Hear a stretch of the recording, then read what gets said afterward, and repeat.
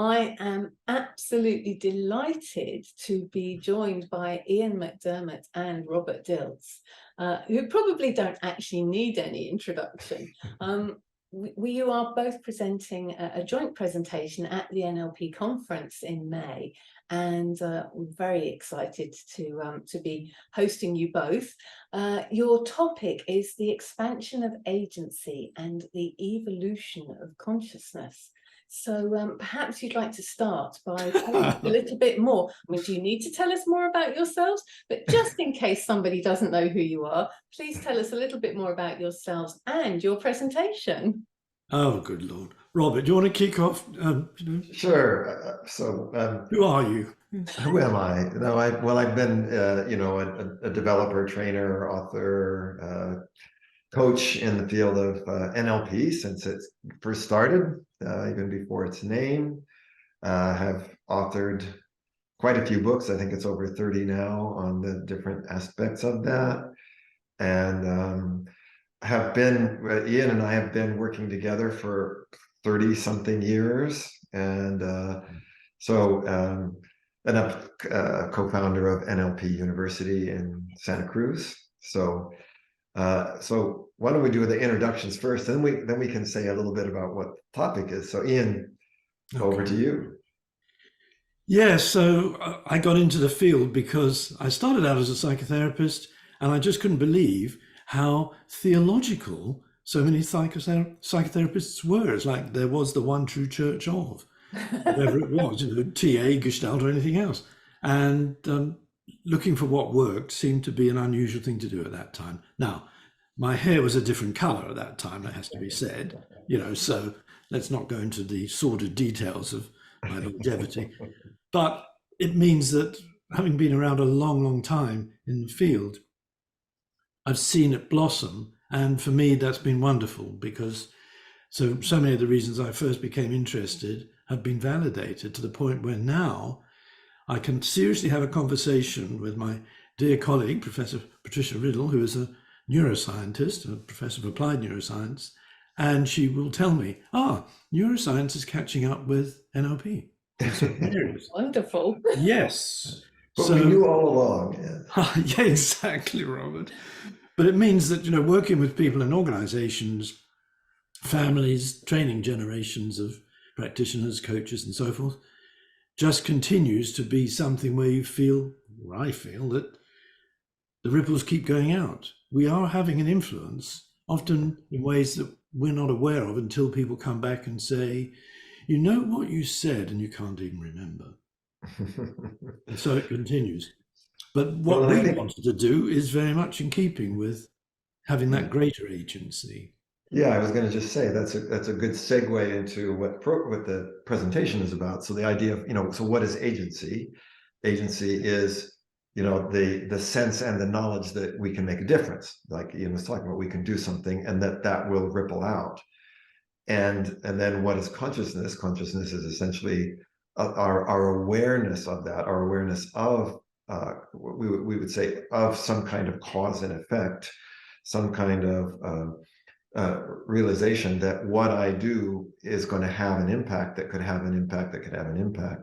I mean, I like to think about, the level of agency that I have in, let's say, not only impacting other people, but also impacting the environment, for instance. I'm aware that if I just throw this thing out the window, it's not just now it's gone, it's going to cause something that can cause something. I mean, that's what we mean by awareness, that there is a systemic dynamic, and that, in fact, the more awareness I have of that, the more choices I have, which is what NLP's kind of started with, this idea that that if you expand your map of the world, you expand the choices that are available to you.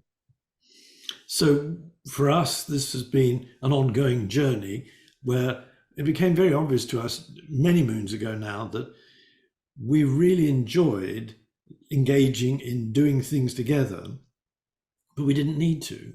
We had separate lives, we go off and do things in different parts of the world and so forth, but there was a real plus to coming back together. So, that's been a weekly commitment for literally years and years now. And in the course of that, we came to an understanding of there's something profound here, which is not, right, let's create a program or let's do a course together. Didn't even need to do that on occasion to experience a certain, what we ended up calling fellowship, where we're both in service of something bigger than ourselves. And to be in service of that is to feel uplifted by it, inspired by it, and in so being, to have greater agency, because you begin to have some sense of what you could do, even though you may not know how you're going to do it. But first, you've got to have the consciousness to even conceive of it.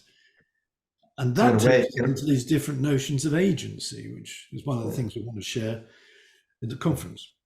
In a way, and we just kind of build on what Ian is saying, in a way, we feel like our own lives and our own careers are an example of this. And so we want to share that with everybody else, that we have been able to achieve things, to accomplish things, and have I think a very rich and fulfilling life, both personally and professionally. You think, well, we want to share what that's like to everybody, and what we've learned from these journeys, these both long journeys in NLP together, both having NLP institutes, both having done training and written many books. What can we share back to the community?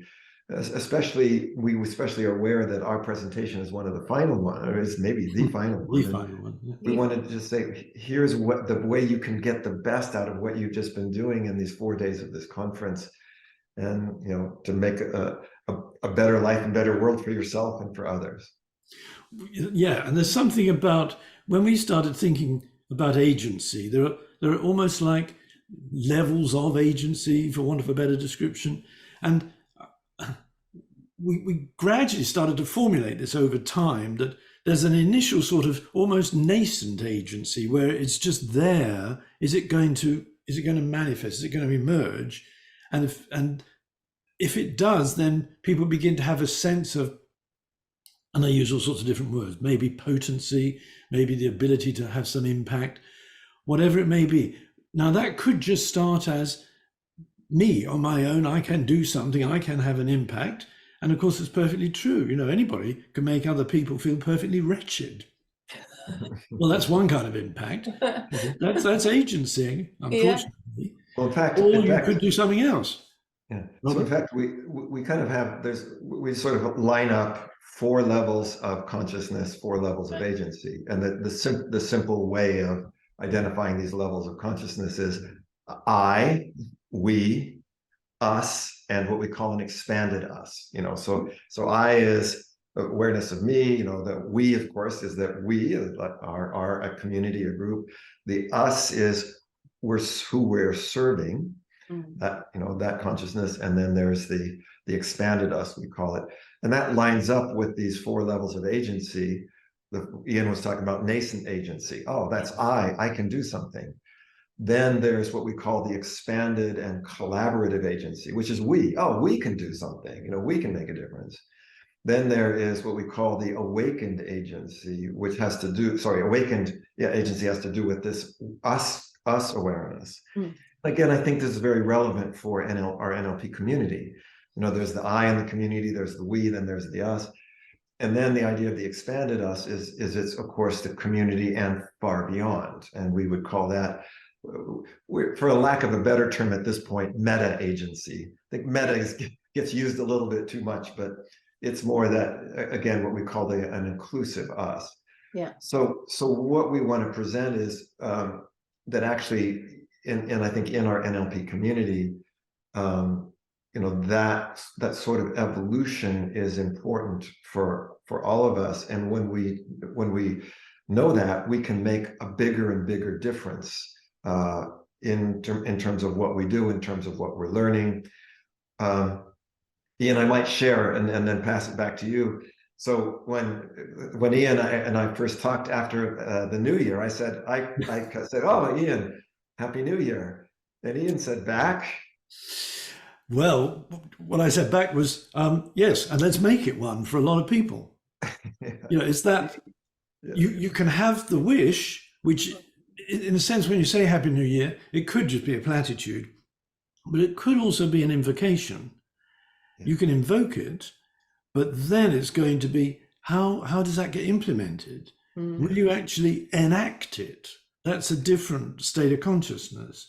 And in a way, it actually connects very well, I think, Robert, with, at the end of the conference, what does anybody take away from a conference? Well, I met some great people, or it was very restful because I slept through most of it. There could be all sorts of things that you take away. But one of the things I think that makes a huge difference is when you get a sense of how you could implement whatever it is you've learned, how you can operationalize it. How do you take that into the world, and how big a world do you take it into?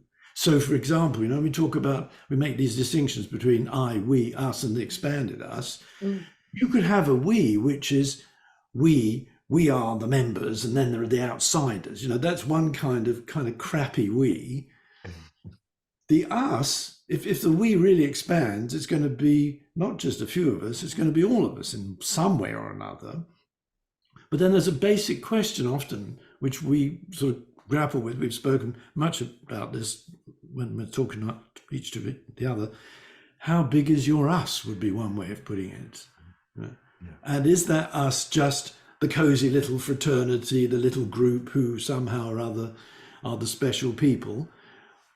Or is it the enormity of what might be? How great can our consciousness be? How much can we encompass while at the same time having a strong first position? Yeah. I think, I would say when I first got involved in NLP back in 1975, when it was nothing, nobody knew about it, it barely had a name. But for me, I could see there's an us, a global us, and NLP is now, I teach it everywhere in the world. Yes. And we realize, you need that consciousness to think that actually it has that potential and it can do that in order to make it be that way. Yeah. If you don't have that, you'll never even try to bring it there. So I think that's something that our community really can continue to benefit from. One of the terms that we like to use will be also going into a little bit more depth in the presentation, is what we call being an activist in your own learning. Right. So I want to be an activist of my learning instead of passively getting at or wishing that the new year will be happy. Like it says, let's make it that way. Yeah. And what can we do about it? Yeah. And so there's a few other key things we'll be talking about. One is, Ian was talking about this idea of invoking something, and at the end of a conference, what is it that I want to invoke? What do I want to bring into being? But also that goes hand in hand with letting go. What do I need to let go of? Maybe I'm holding on to something too tightly, and that's what's keeping me from expanding. And the other kind of principles we talk about is dare to ask and dare to tell. What do I need to dare to ask? What do I need to be curious about? And then what do I need to dare to speak?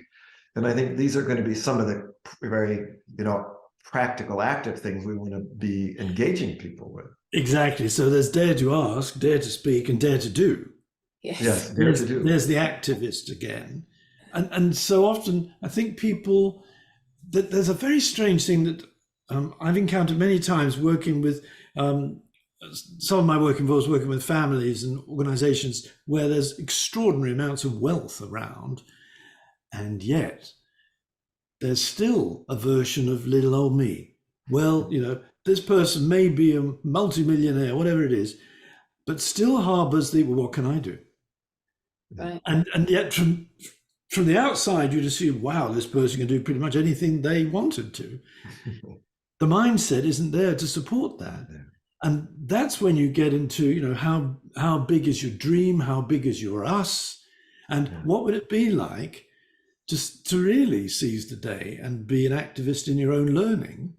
And I think these are such interesting questions. How big is your I? Am I a little I? Am I big? How big is your we? Who is the we here? Is it, this we against that we? And then we know how big is the us? And I think this is what we mean about why the consciousness is necessary for agency, and vice versa. I mean, that also as we make a difference, we start to awaken.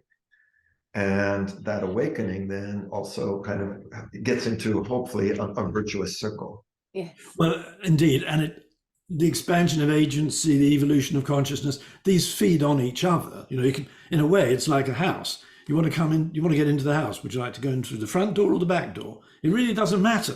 Yeah. You still walk into the house. So you can have that experience of expanded agency, which sometimes we do have when we surprise ourselves with, wow, I just did it. I made it happen. I didn't even know I could do that. And people suddenly get a new sense of their own capacity to engage with the world and have an effect. Other times, and that then affects their consciousness. Other times it's just, let's say they've been harassed, and that tends to result in this kind of constriction. And when that is, eased out, suddenly new action is possible, new ways of behaving become available because it's no longer tight. You could start any place, but this is worth having. And that's why we want to share it, because we get it, not by sitting on our own, not by doing a lot of work furiously to try harder. What we actually do is we just in touch, and we have a bloody good time, frankly. Yeah. I would just want to say one other thing too with that aspect is that, there are ways that people get agency that does not expand consciousness. And I realize, I think that's even one of the complaints sometimes about NLP. I've just learned a technique. I mean, it could be, whatever, tapping or anchoring, but my consciousness hasn't really expanded. And I realize that for me, the things that I've wanted to contribute and develop are not just, okay, I can now do something. Okay, take a pill, but I don't change anything. I haven't learned anything. I haven't.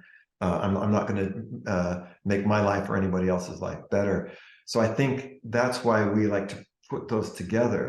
And I think NLP can bring both. I mean, NLP is such a fabulous tool for mindfulness, expanding mindfulness and expanding our awareness. So that's why we link those together. And I think we say that, when you have expanded agency without consciousness, that's where you can do great harm. Yeah.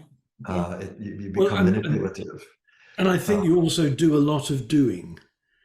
It's like, and now for my next amazing trick, I'm going to do this trick, and it goes on and on, as opposed to, if you, in my experience anyway, take a training context, which is after all where often NLP is happening. Any demonstration worth its salt will not be just a demonstration of whatever it is you're demonstrating, but it will have some profound effect, and it will touch the heart of the group. Yes. So it touches the heart of the group, it touches the consciousness of the group. And you can feel this if you're in the room, you can feel this really when you're online. It makes not a jot of difference. That suddenly everybody is, wow. And I've seen this, for example, you can have somebody who maybe has been an irritant in a group, and you do a demo, and suddenly the person is just embraced as, okay. Our humanity expands. Yes. Because we have understood more. Yeah. That's worth having. I'm sorry, Karen. I realize Robert and I. We should get to the other question. Please, is there anything else you want to ask? No, I love the idea of it's the both and rather than the either or. Yes. I think that's definitely very powerful. So thank you. So dare I ask, what will delegates take away from your session? All right, number one, you will become an activist in your own learning. I mean, no, but that could actually be one of the things. You're less of a passive consumer, because we can all fall into that role. Yes. Yeah. But what do you really want to take away and make your own? What will serve you well that you may serve others? Yeah. We actually have several things that we anticipating this question, and one of it is saying, one of this is what you're going to walk away with. You're going to become more of an activist in your own learning and in your life, to be able to make more of the best use of what you've been experiencing and learning from the conference. to more effectively and consistently implement and operationalize the patterns that people have learned.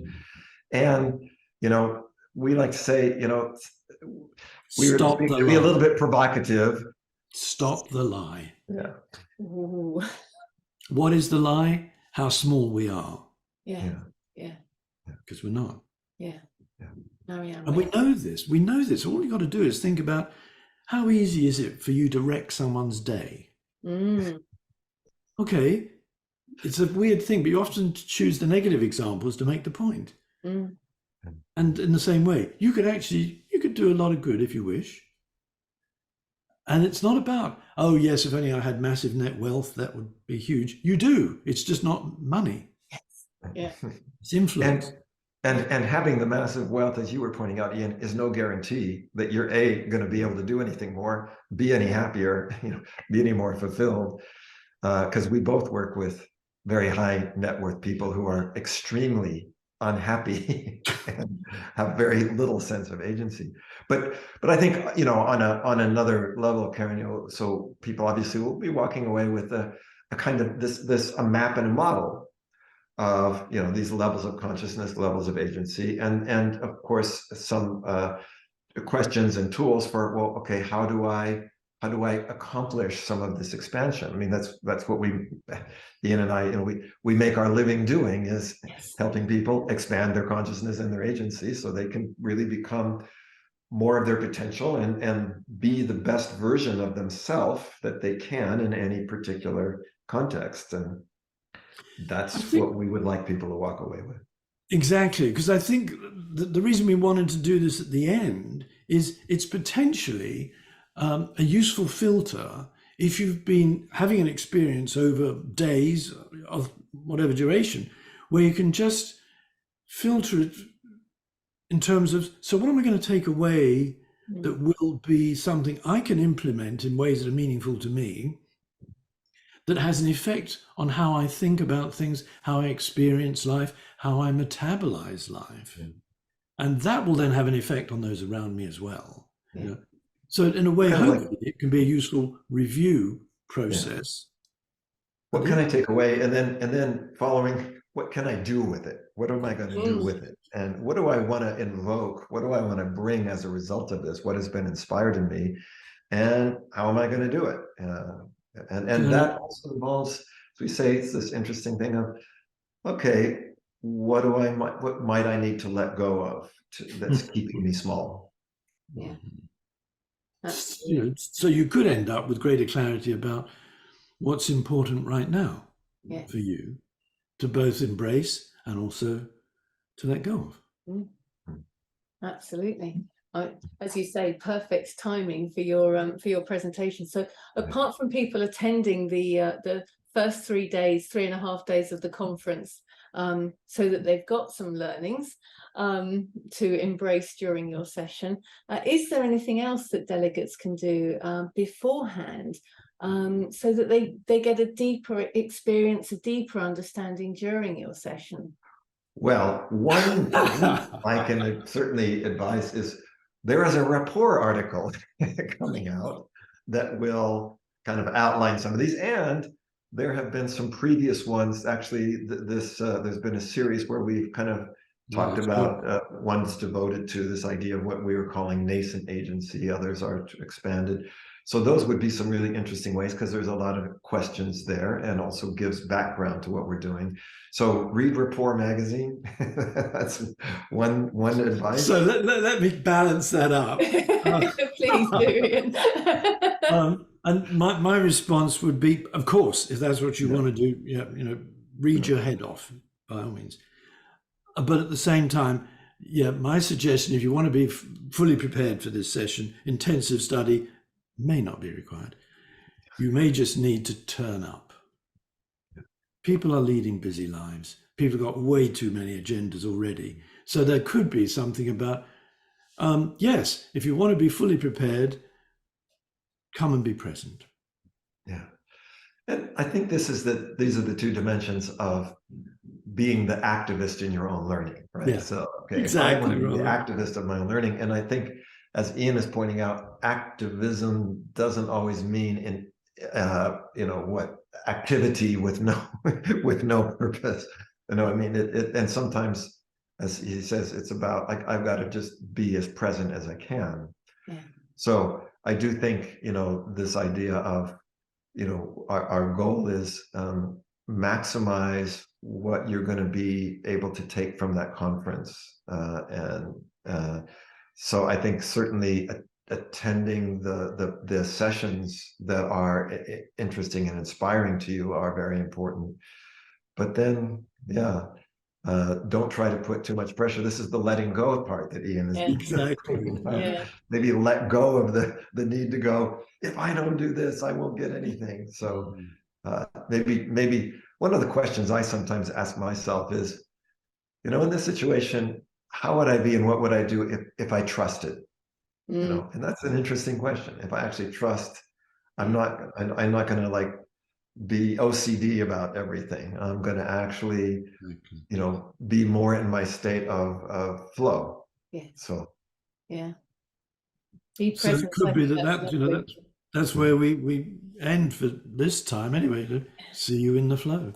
Yeah. See you in the flow. Beautiful. Thank you. So, I mean, a cheeky question from me. I mean, I've met you both at many conferences before, and you've presented. You were actually the masterclass in 2018, I think it was. That's right. So, I mean, what does the NLP International Conference mean to you guys? Oh golly, to me, it symbolizes the best aspirations of NLP. To be international, that is to say, that's a very big us. We confer, we come together. Now, coming together is inclusive. It's not that we're all the same. There's a celebration of diversity. And it's an interesting combination of, there are more people who want to present than they could possibly be accommodated. So you end up with inclusiveness and rigor. Now, put those two together. To me, what the conference represents is inclusiveness, rigor, and heart. Without the heart, it's just a conference. But with the heart, you can make things happen that then ripple out for years. And I just feel privileged to be a part of it. For me, I really like, I mean, I think Ian put it well when he said it represents the best aspiration of NLP in our field, of people coming together, of people sharing in an attitude of, we were just talking about presence, but also respect, where, we, and like Ian was saying, it's what we're talking about, moving from I to we to us, so that there's an exchange. I'm going to go away from the conference with more awareness. I'm going to have learned things that from people that are passionate about things and developing things that I would never have the time or the capacity to do. And in doing so, I'm going to be enriched, and that enrichment of myself is going to be something then that I can share with others. So I think that's what conferences are for. And Karen, you have, in my view, I think you just have, you embody what that spirit is. And so I'm glad you said that, Robert, because I was going to circle back and say it's all very well to talk about conferences, but at the end of the day, there are people who make conferences happen. Yeah. Having been involved in, making conferences happen, I know how much goes into it, and it is a labor of love. Yeah.